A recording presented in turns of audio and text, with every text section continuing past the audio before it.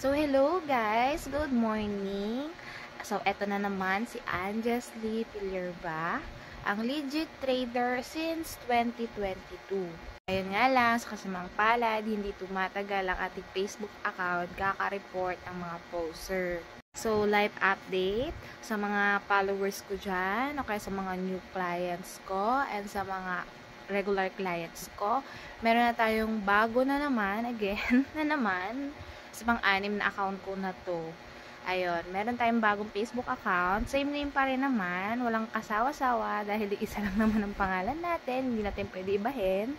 Ayun, ito nga ang aking Facebook account, Anjesly Pilierba. Make sure kapag magpapatransa kayo, makipag-video call muna kayo. Kasi nga, baka may poster na naman akong paligid-ligid dyan na hindi ko na namomonitor.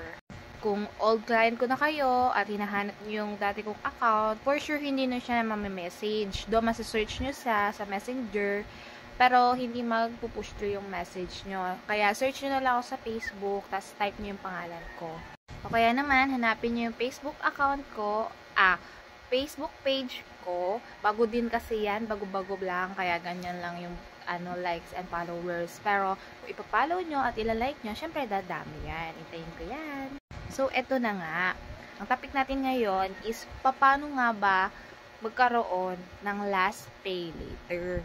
Siyempre, dapat may Lazada ka. Sa Lazada, dapat mag-submit ka ng ID para ma-check ka nila kung eligible ka ba nilang pautangin or bigyan ng credit limit.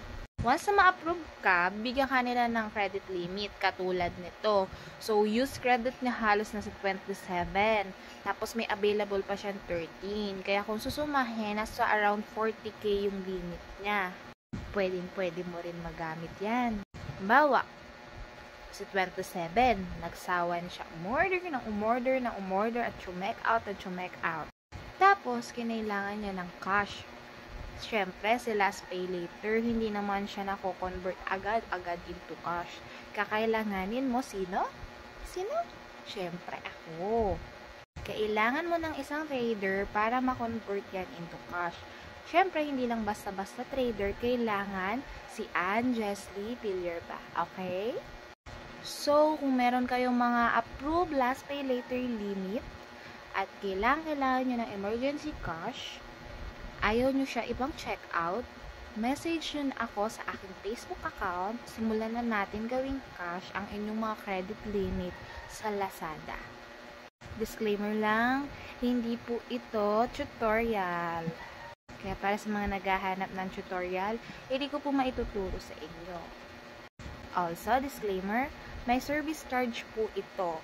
Pasensya na po, pero real talk lang, wala naman na pong libre sa mundo. Diba po? So, ayun lang ang hahanapin. Sino? Ang hahanapin ay si Anjesly Pilierba. Okay?